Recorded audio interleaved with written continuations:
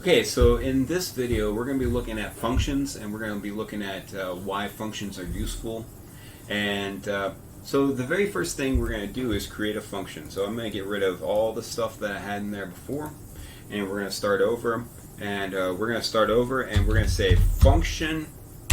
And what do I want to do with this function? I'm going to say subtract nums. Okay? And so to create a function, you need open close parentheses, and we'll understand what this is in just a second, why these are necessary. And then we need open and close curly braces. Okay? And so all of the code for our function is going to go within these curly braces. And we're going to, for this one, we're just going to define two variables, and we're going to say let num1 equal 10, and let num2 equal 9. And what we're going to do here is we're just going to say console.log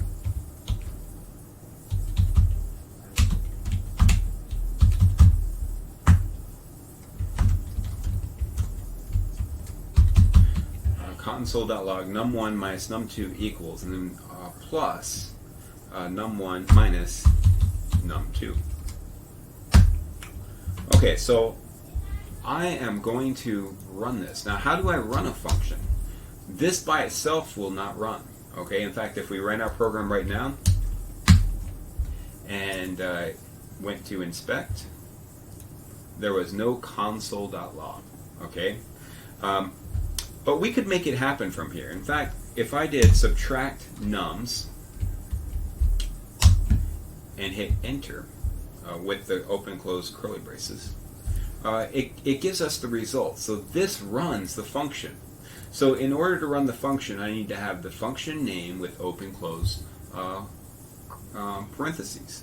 And so I'm going to go back to my code, and I am going to do that. Okay, so in the body of my script, I'm just going to say subtract nums, open close parentheses, with my semicolon. And I'm going to run that now. And it in fact gives us exactly what we wanted. Okay? And so one thing, this by itself does not, make this usable. Alright?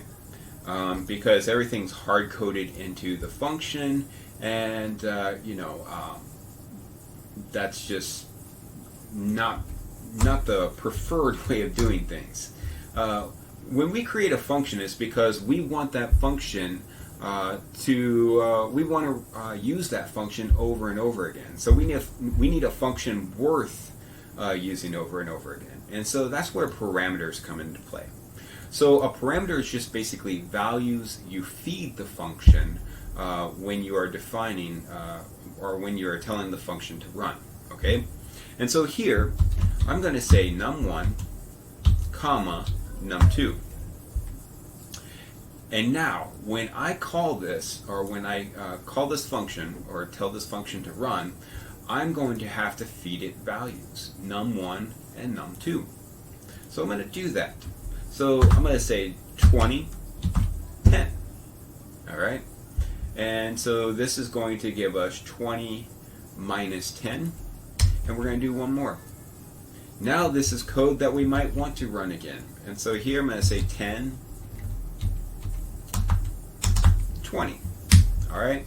And so I'm going to go ahead and save that and open it back up and inspect.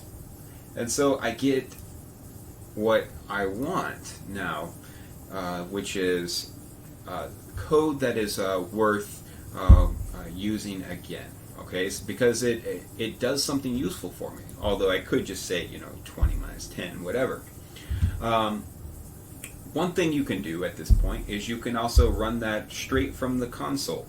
Okay, so if I wanted to, I could say subtract nums, and I'm going to pass in some parameters. So I'm going to give this one 77, 66, and I'm going to run it. Or by running it, I'm just going to hit enter. And I do get my 11. Okay? And so, that's pretty cool. You can run it right from the console, or you can run it from within your program, and you know, that's what you want. Now, sometimes you don't want a console log. You want it to return to another function. Okay, so you want this number to return when you call subtract nums. And so instead of doing this right here, what I'm going to do is I'm just going to say return. Okay. And so when I run this, it gives me no output. Okay, so when I say subtract nums, and then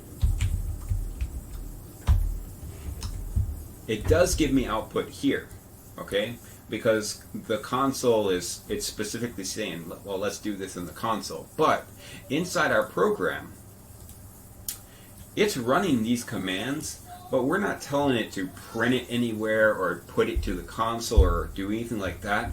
And so it's giving us a value here, but you know, it has nowhere to output this value to where we can see it. Okay.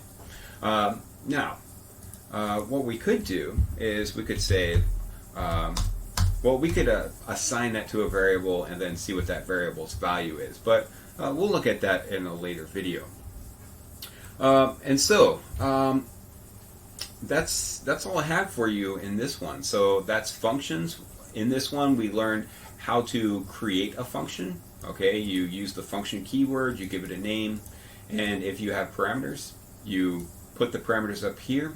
And this is the variable names that you'll use from the parameters. And so because it's named num1 here, that's how I access it in the body of the function. Okay, num2 here, and I access it right here. And if I want to return this value, I have to use the return keyword. Otherwise, I don't have to return anything. Okay, you can have a function that just runs and does its thing without returning a value. And some functions just do that.